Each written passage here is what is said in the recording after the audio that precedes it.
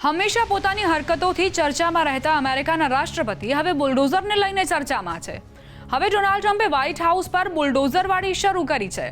જો કે આપણે અહીં જેમ દબાણો હટાવવા બુલડોઝર ચાલે છે એવી રીતે નહીં, પરંતુ તેઓ વ્હાઇટ હાઉસનો કેટલોક ભાગ તોડીને હવે ત્યાં બોલરૂમ એટલે કે એક ભવ્ય હોલ બનાવવા માટે બુલડોઝર ચલાવી રહ્યા છે। ટ્રમ્પના આદેશ પર વ્હાઇટ હાઉસની ઈસ્ટ વિંગને તોડવાનું શરૂ કરાયું છે, જેથી ત્યાં એક ભવ્ય બોલરૂમ બનાવી શકાય। લગભગ 90,000 ચોરસ ફૂટમાં બનનારા આ બોલરૂમના નિર્માણ પાછળ $20 કરોડથી વધુની રકમ ખર્ચ થશે। વ્હાઇટ હાઉસ અમેરિકી રાષ્ટ્રપતિનું મુખ્ય મથક અને નિવાસસ્થાન છે। તેનું નિર્માણ 1792માં શરૂ થયું હતું અને વર્ષ 1800માં પૂર્ણ થયું હતું, એટલે કે તેને બનાવવામાં લગભગ 8 વર્ષનો સમય લાગ્યો હતો। વ્હાઇટ હાઉસના નિર્માણ અને પ્રક્રિયામાં અમેરિકાના પ્રથમ રાષ્ટ્રપતિ જ્યોર્જ વોશિંગ્ટનનું મહત્વપૂર્ણ યોગદાન હતું, જો કે તેઓ તેમાં ક્યારેય રહ્યા નહોતા। વ્હાઇટ હાઉસનું નિર્માણ જ્યોર્જ વોશિંગ્ટનના માર્ગદર્શન હેઠળ શરૂ થયું હતું। 1791માં જ્યારે વોશિંગ્ટન અમેરિકાના પ્રથમ રાષ્ટ્રપતિ બન્યા ત્યારે તેમણે સંઘીય સરકાર માટે એક નવા રાજધાની શહેરની સ્થાપનાની દેખરેખ કરી, જેને પછીથી વોશિંગ્ટન ડીસી નામ આપવામાં આવ્યું। આ નવી રાજધાનીમાં રાષ્ટ્રપતિ માટે એક સત્તાવાર નિવાસસ્થાનની જરૂર હતી। વોશિંગ્ટને ફ્રેન્ચ એન્જિનિયરને શહેરનું લેઆઉટ ડિઝાઇન કરવાની જવાબદારી સોંપી અને રાષ્ટ્રપતિ ભવન એટલે કે વ્હાઇટ હાઉસ માટે સ્થળ પસંદ કરવામાં આવ્યું। વ્હાઇટ હાઉસની design Irish architect James Hoban દ્વારા તૈયાર કરવામાં આવી હતી, જેમણે 1792માં ડિઝાઇન સ્પર્ધા જીતી હતી।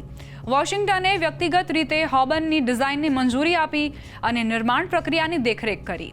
નિર્માણ કાર્ય 1792માં શરૂ થયું હતું અને 1800માં પૂર્ણ થયું હતું।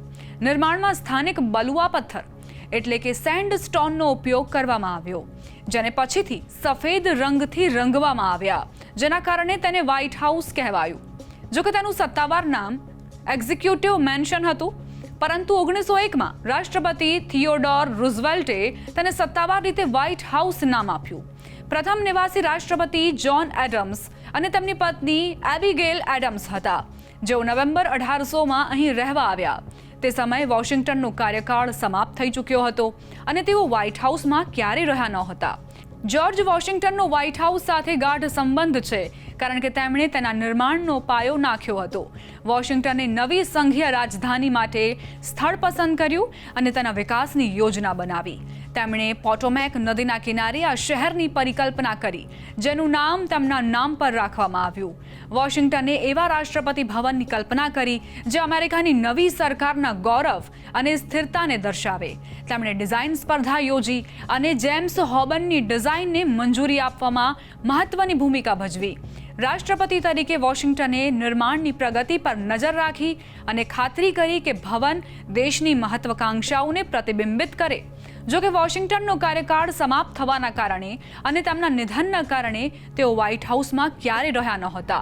તેમ છતાં તેમની દૂરદર્શિતા અને નેતૃત્વે આ પ્રતિષ્ઠિત ઇમારતનો પાયો નાખ્યો, જે આજે અમેરિકી લોકશાહીનું પ્રતીક છે। વ્હાઇટ હાઉસ માત્ર રાષ્ટ્રપતિનું નિવાસસ્થાન નથી, પરંતુ તે અમેરિકી ઇતિહાસ અને શાસનનું પ્રતીક પણ છે। 1814માં બ્રિટિશ સેના દ્વારા તેને બાળી નાખવામાં આવ્યું, ત્યારબાદ તેનું પુનર્નિર્માણ કરવામાં આવ્યું અને સમયાંતરે તેનો વિસ્તાર અને નવીનીકરણ કરાયું। જ્યોર્જ વોશિંગ્ટનનો વારસો વ્હાઇટ હાઉસ દ્વારા જીવંત છે, કારણ કે તે તેમના દ્વારા પરિકલ્પિત મજબૂત અને એકીકૃત અમેરિકી સરકારનું પ્રતીક છે। આ વાર્તા જ્યોર્જ વોશિંગ્ટનના નેતૃત્વ અને તેમની દૂરદર્શિતાને દર્શાવે છે, જેમણે માત્ર અમેરિકાનો પાયો નાખ્યો નહીં, પરંતુ તેના સ્થાયી પ્રતીકોને પણ આકાર આપ્યો।